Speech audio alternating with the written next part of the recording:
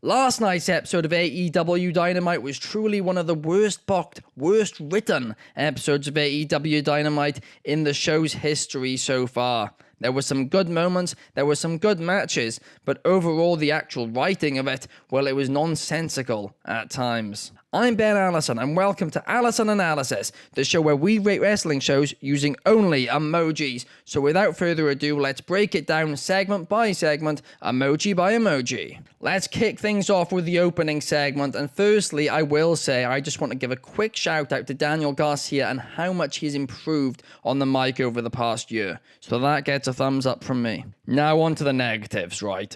This segment was an absolute steaming pile of dump. It was straight from a 2019 episode of Monday Night Raw. It felt nonsensical. It was too long. It felt directionless.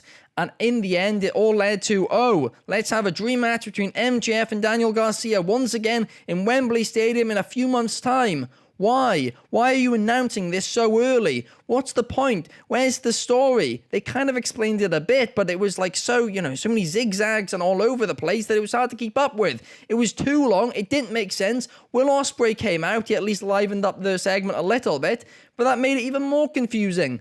This entire segment was so confusing. And I've always said that, AEW should do more opening promo segments. I've always felt that they haven't done quite enough of them. But, I mean, if this is what they're going to do, then hey, carry on with the matches, because this was completely and utterly pointless. Up next, we had LIJ versus the BCC, and my first issue with this was, well, they just didn't have a promo package explaining who LIJ are. They kind of, on commentary, explained their link to Naito and how he's the leader of them, but they didn't clearly explain that.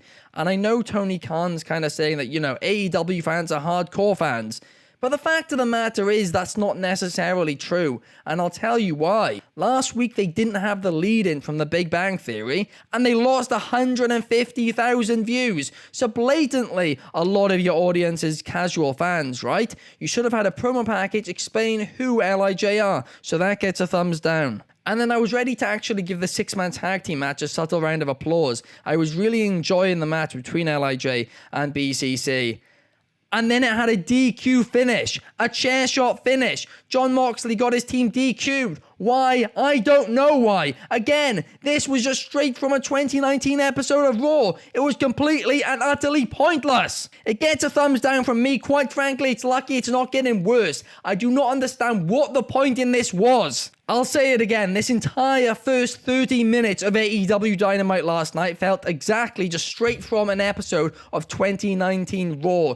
A long, way too long opening promo, which was nonsensical, directionless, and just overall confusing, followed by a match which was really good with an awful DQ finish. Why? Why? It made no sense whatsoever. Seriously. I mean, it really infuriates me, right? Because when AEW started, this was everything it was against, and now it's just doing it. It's just stupid. At least up next, we did have a good match, and that was Phoenix versus Jay White. This was extremely fun, a subtle round of applause from me, and actually one of my favorite Jay White matches so far in AEW. However, then Christian Cage and his family confronted the Bang Bang Gang, and I wasn't really a fan of this. I don't really care about this. Why don't I care about this? Well, they're both heels, and I just feel like this is a storyline which right now doesn't make too much sense. The Acclaim then came out and they cut a really cringe promo. It gets a thumbs down from me, but I do like how it's not Billy Gunn tagging with them at Forbidden Door, and it is now Hiroshi Tanahashi. They're adding a little bit of Forbidden Door spice to this match, this six-man tag team match against the Elite at Forbidden Door, so I am excited about that, and seeing Tanahashi and Okada in the ring together once again, that's good, so that does get a thumbs up from me. We then had a 6-woman tag team match, and listen, I'm a fan of all 6 of these women, right? But, Toni Storm, Mina Shirakawa, Mariah May, I'm huge fans of. The Outcast, I'm enjoying what they're doing too, but this match I just didn't really care for, right? It wasn't bad by any means, it was just a bit overbooked, a little, I keep using the word cringe, but it was a little cringe at times, and I've really been enjoying, again, I'll use the word cringe once again, storyline between Mina and Toni Storm, and I thought that was, the right amount, but adding in all the Outcast stuff on top of it, it was just a bit over the top for me. But after the match, I really did like Mina Shirakawa accidentally taking out Mariah May instead of Toni Storm. That gets a thumbs up from me. I mean, Mina and Toni Storm should probably main event Forbidden Door. It obviously won't, but it's the best, written storyline heading into it, right? It's been the best built storyline heading into it. In fact, it's been the best built women's match in AEW for quite some time, and I'm excited for it. It was then time for learning time with, it's not learning time, it's TV time with the learning tree, Chris Jericho. And I mean, I enjoyed this segment, and the reason I enjoyed this segment was, he was hyping up this, not this debut, but this appearance from somebody from the Forbidden Door. He said he hadn't watched the promo package yet. The production team put it together for him. He then played it, and Suzuki said, no, Chris, I don't want to team with you. I want to fight you in a one-on-one match at Forbidden Door, and I'm really happy about this. I'm really happy they're not just doing, another 6-man tag team match like they originally announced. I'm excited for Jericho versus Suzuki. They've had a couple of good matches in the past, and it should be a fun one. Up next, we had Zack Sabre Jr. versus Kyle O'Reilly, and this match was money. It was brilliant. No surprises there. Zack Sabre Jr., probably my favorite wrestler in the world right now. Kyle O'Reilly, insanely underrated, and these two together, they put on a brilliant match. However, it was not helped by commentary, right, at all. The commentary team was trash for this. Orange Cassidy on commentary made no sense, right? And I'm not insulting Orange Cassidy here. I love Orange Cassidy. I think he's great. But why on earth was he put on commentary? It took away from the match. It distracted everyone from the match. The commentary team didn't help by consistently asking OC stupid stuff during important parts of the match. They just didn't call the match, right? This match would be better to just watch on mute, truly. Then in the main event, we had another Can They Coexist match. And I mean, Ospreay and Swer versus Gates of Agony. The match was fine. It was decent, right? I thought the Oz kick out was just completely and utterly unnecessary in a match like this. I thought that was pointless. But hey, it was a fun enough main event, but just nothing special, especially for Dynamite standards. Over the past few weeks, quite a few people have been saying to me, oh, Ospreay is going to win the title, Swerve is going to lose, or I can't believe this is awful. And I've said to them, no, it's fine, Swerve will win, the Don Callis family will cost Ospreay or something like that. And I truly believe that.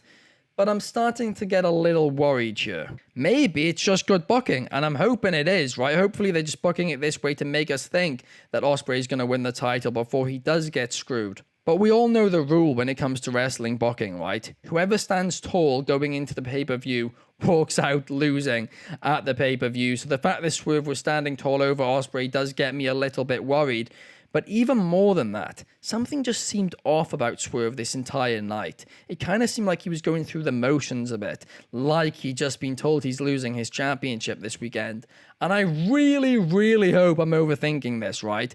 But if Swerve Strickland does lose the title at Forbidden Door, it is an absolute disgrace. He should not be a transitional champion. And if he is, that is an absolute insult, right? Because Swerve was so over and his reign's been booked so badly thus far. And none of it is the fault of Swerve. He has killed it with every opportunity he's been given, right?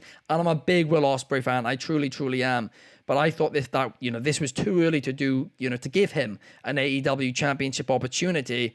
And if he wins it, well, it's way too early for that. Overall, this was one of the worst booked episodes in AEW history. Probably the worst booked episode of AEW Dynamite.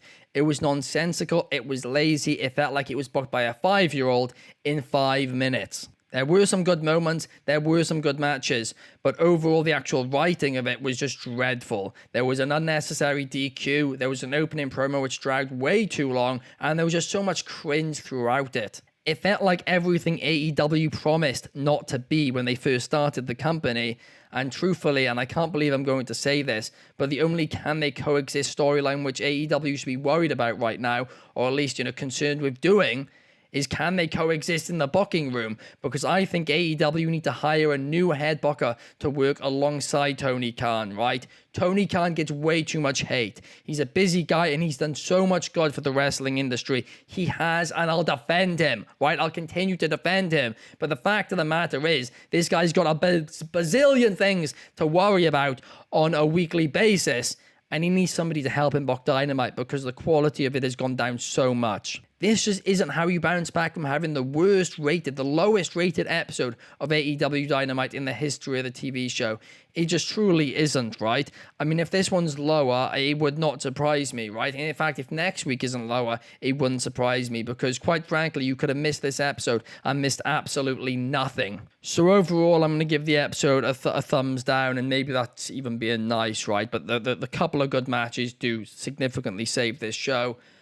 I don't like being negative on the show. I really, really don't, and I mean that, okay? If you watch this show, most weeks I'm positive about everything, but I could not be positive about this week's Dynamite. And it's really frustrating because I'm a fan of the show, but hey, hopefully they bounce back. Hopefully Forbidden Door is a lot of fun, and I will see you guys there this weekend when I give my Allison analysis for that. I'll be back on Saturday to talk about Friday Night SmackDown. Also, don't miss Wrestling Republic News, which starts on the Wrestling Republic YouTube channel tomorrow. If you did like this episode, please like and subscribe and leave your thoughts on the show down below. We'll see you in the next one. Peace!